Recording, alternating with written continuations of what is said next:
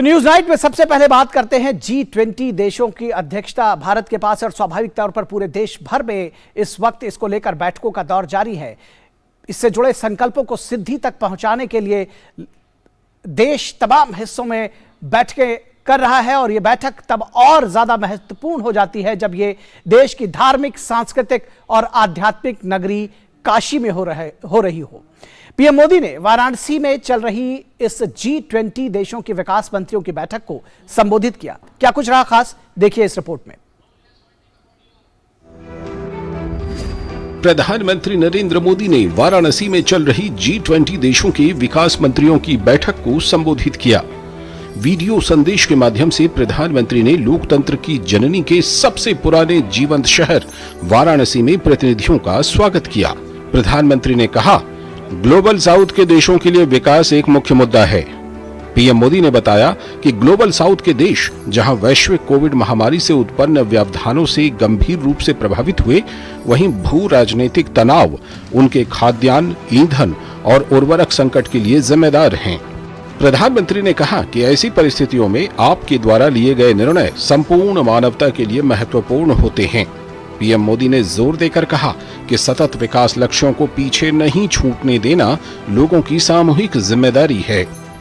The decisions you make carry great significance for humanity as a whole.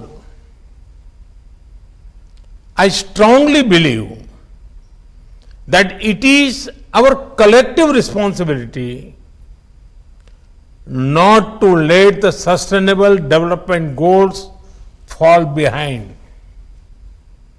We must ensure that no one is left behind. प्रधानमंत्री ने कहा कि सतत विकास लक्ष्यों को लेकर हमारे प्रयास समावेशी और निष्पक्ष होने चाहिए।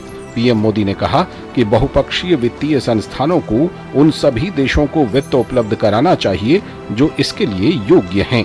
Our efforts must be comprehensive, inclusive, fair, and sustainable.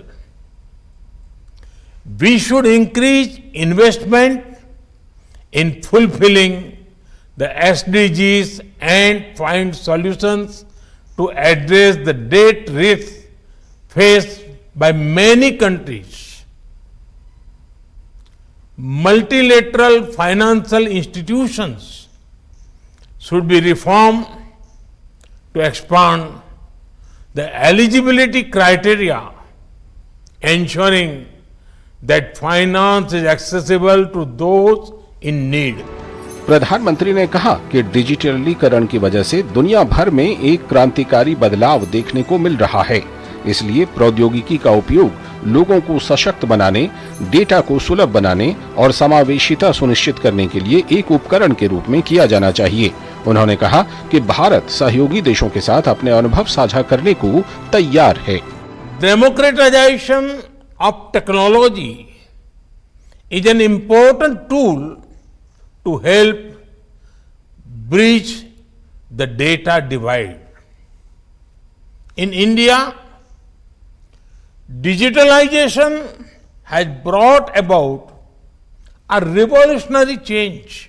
Technology is being used as a tool to empower people, make data accessible, and ensure inclusivity. India is willing to share its experience with partner countries. सतत विकास लक्ष्यों यानी SDG को प्राप्त करने की दिशा में लैंगिक समानता और महिला सशक्तिकरण के महत्व को रेखांकित करते हुए प्रधानमंत्री ने कहा कि भारत महिला सशक्तिकरण तक ही सीमित नहीं है, बल्कि इसका विस्तार महिलाओं के नेतृत्व वाले विकास तक है।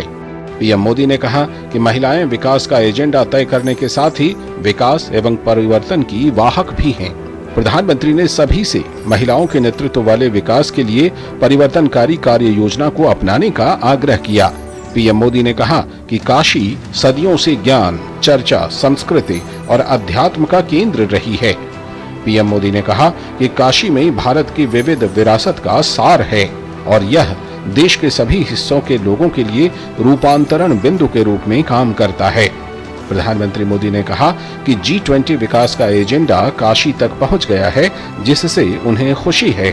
वाराणसी में अमृतपाल सिंह के साथ ब्यूरो रिपोर्ट, DD न्यूज।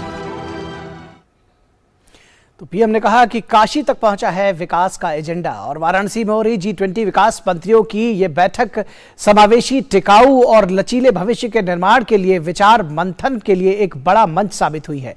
बतौर G20 अध्यक्ष वाराणसी में अपने संबोधन में विदेश मंत्री एस जयशंकर ने कहा कि मंत्रि स्तरीय बैठक से विकास से जुड़े मुद्दों पर एकजुटता प्रदर्शित करने का अवसर मिला है।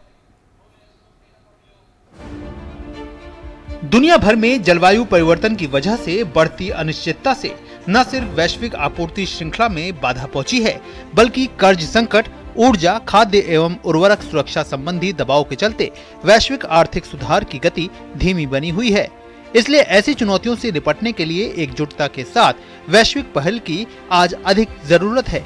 बतौर G20 अध्यक्ष वाराणसी में दिए अपने संबोधन में विदेश मंत्री एस जयशंकर ने कहा कि मंत्री स्तरीय बैठक से विकास से जुड़े इन मुद्दों पर एकजुटता प्रदर्शित करने का अवसर मिला है।